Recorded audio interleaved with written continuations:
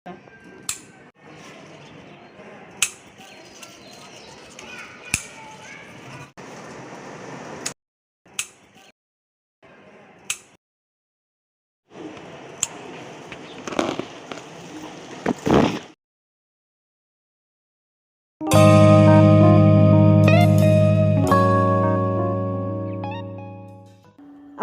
আলাইকুম। Botanic haven চ্যানেলে সবাইকে স্বাগতম।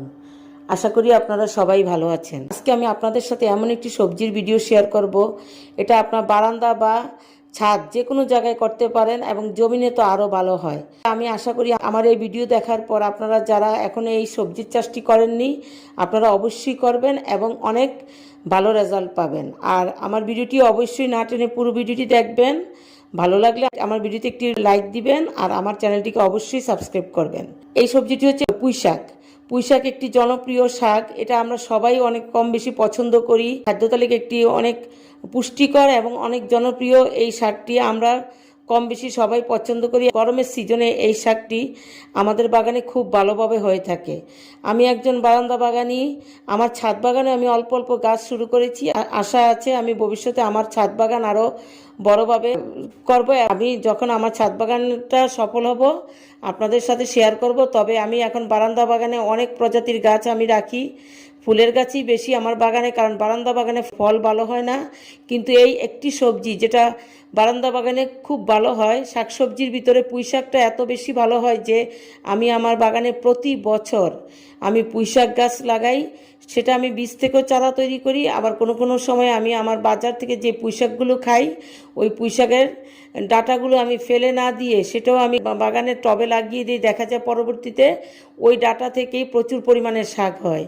তো আপনারা অবশ্যই আপনাদের গাছে আপনারা যদি কেউ বীজ সংগ্রহ করতে না পারেন সেক্ষেত্রেও আপনারা আপনাদের বাজার থেকে যে পুঁই শাক আনেন সেই পুঁই শাক খাওয়ার পর ডাঁটাগুলো আপনারা ফেলে না দিয়ে সেটা গাছ লাগিয়ে দিবেন, দেখবেন যে আপনারা খুব ভালো রেজাল্ট পাবেন। আমি এখানে বীজ থেকে চারা তৈরি করে এই পুঁই শাক গাছগুলো তৈরি করেছি এবং এখান থেকে আমি প্রচুর পরিমাণে পুঁই শাক হারভেস্ট করেছি এবং রান্নার কাজে ব্যবহার করেছি এবং অনেক ভালো পুঁই শাক হয়েছে।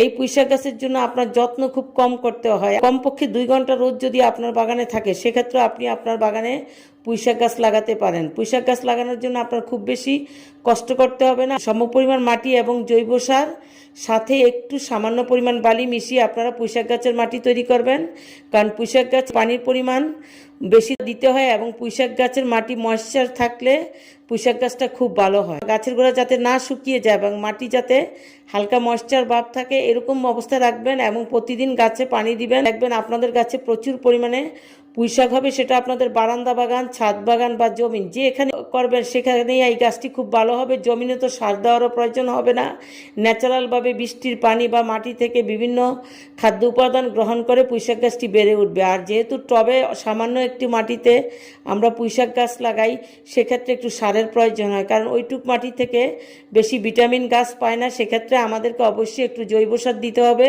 সেক্ষেত্রে আপনারা সরিষার খোল পানিতে পাতলা করে ভিজিয়ে মাসে 2 বার দিতে পারেন।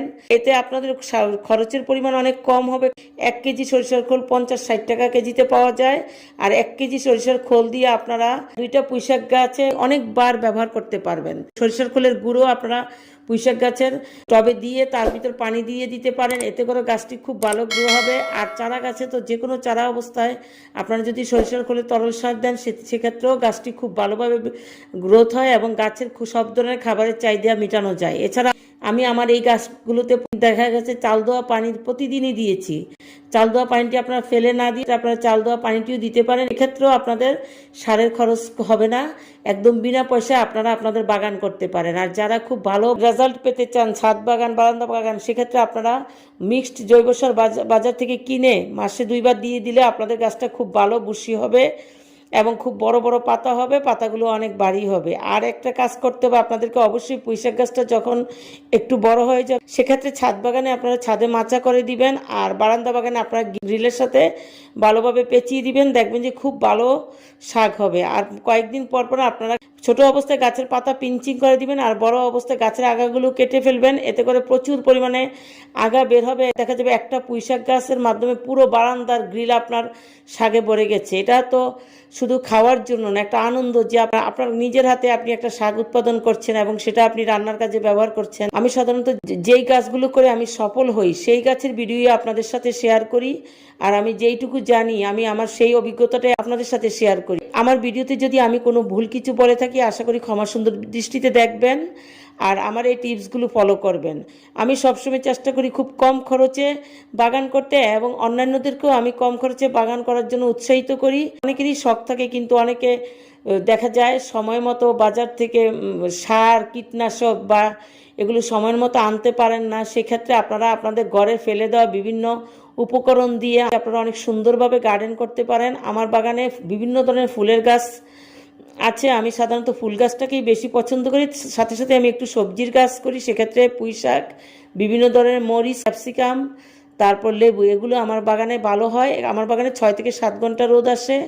আপনাদের বাগানেও যদি কমপক্ষে 2 ঘন্টা রোদ থাকে তাহলে আপনারা এই ধরনের ফুলের গাছ, পুঁই শাক, কাঁচামরিচ এগুলো করতে পারেন। লেবুটা হয়তো হবে না, কারণ লেবুতে একটু রোদ বেশি লাগে। আমার লেবু গাছগুলো যেখানে 6-7 ঘন্টা রোদ লাগে সেই জায়গায় রাখি, এই জন্য লেবুটা বলবো না, কিন্তু অন্যান্য সবজিগুলো করতে পারেন এবং আপনাদের শখগুলো পূরণ করতে পারেন। আর এভাবে আপনারা পুরো গরম সিজন আপনারা আপনাদের বাগানে করা পুঁইশাক দিয়ে আপনাদের চাহিদা পূরণ করতে পারেন। যে কোনো গাছে পোকামাকড় আক্রান্ত হয়, আর বারান্দা বাগানে তো পোকামাকড়ের পরিমাণ একটু বেশি। সেক্ষেত্রে আপনারা নিম তেলের সাথে লিকুইড সোপ মিশিয়ে আপনারা স্প্রে করবেন। রাসায়নিক কীটনাশক না ব্যবহার করে ভালো, যেহেতু আমরা এটা খাওয়ার কাজে ব্যবহার করব, সম্পূর্ণ জৈবভাবে করার চেষ্টা করবেন। আর আরেকটা জিনিস, আপনারা ছত্রাকনাশক হিসেবে হলুদের গুঁড়ো ব্যবহার করবেন বা রসুন ভেজানো পানি, এগুলো ব্যবহার করলে আপনার গাছে ছত্রাক দ্বারা আক্রান্ত হবে না। তো এভাবে আপনারা আপনাদের গাছের সামগ্রিক যত্ন করবেন। অনেকক্ষণ কষ্ট করে এবং ধৈর্য নিয়ে ভিডিওটি দেখেছেন, এই জন্য আপনাদেরকে ধন্যবাদ জানাচ্ছি। এবং আপনারা সবাই এভাবে অনেক সুন্দর করে পুঁইশাক গাছ করবেন এবং আমার পরবর্তী ভিডিও দেখবেন, এই কামনা করে আজকের মতো আমার ভিডিও শেষ করছি।